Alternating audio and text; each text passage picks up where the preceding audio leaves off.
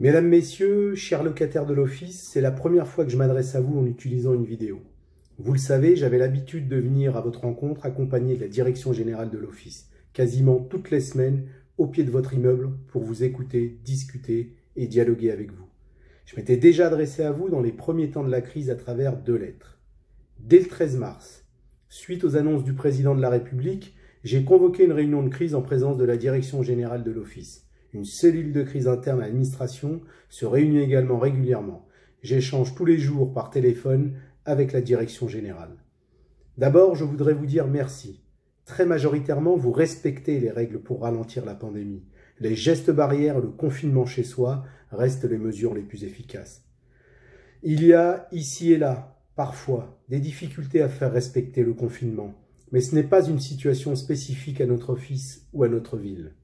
Il est évident que nous ne vivons pas de la même façon le confinement quand on habite dans une maison avec un jardin ou dans un logement avec ou sans enfants.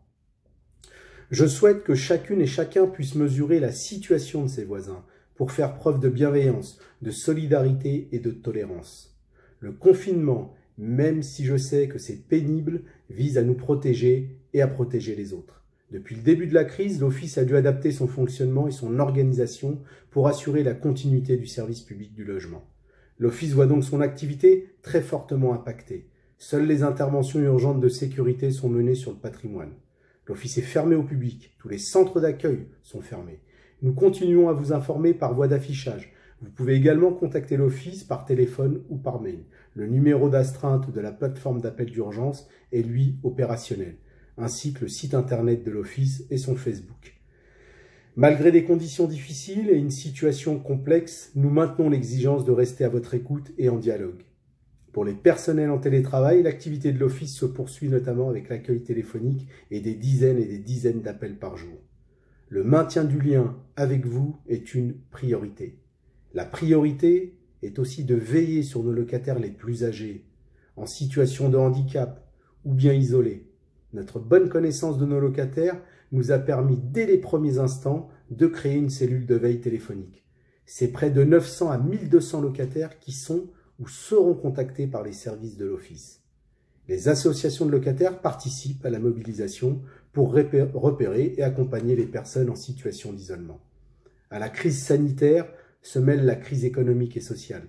Des locataires pourraient être en difficulté financière pour payer leur loyer. L'Office a donc mis en place un dispositif solidarité locataire pour vous aider à surmonter vos difficultés de paiement de loyer. C'est pourquoi je me suis adressé au Premier ministre Édouard Philippe pour lui demander la création d'un fonds de solidarité pour les locataires. La situation est exceptionnelle, elle impose donc des mesures exceptionnelles.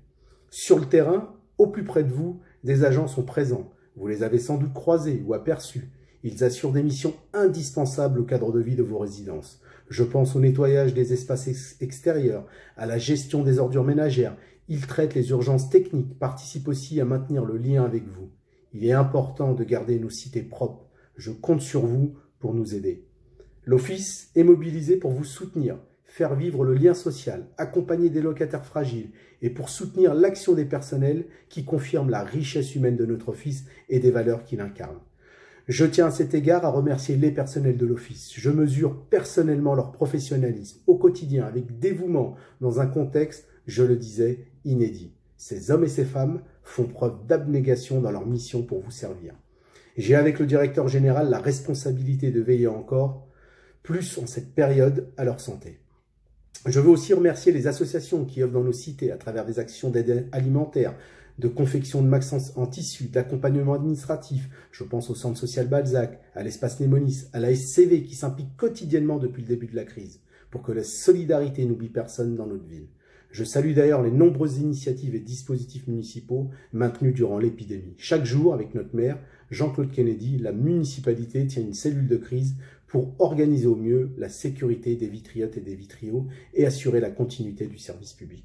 Et il nous faudra donc collectivement poursuivre les gestes barrières et le confinement jusqu'au 11 mai. Cette date a été fixée comme une étape d'un déconfinement progressif.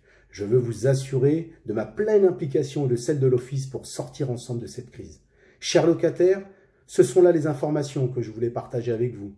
Je finirai mon propos avec des pensées fortes qui vont premières victimes de la maladie et à leurs proches. Ma sympathie et ma compassion sont immenses. Prenez soin de vous, prenez soin de vos familles, prenez soin de vos proches, restez chez vous et je vous dis à très bientôt.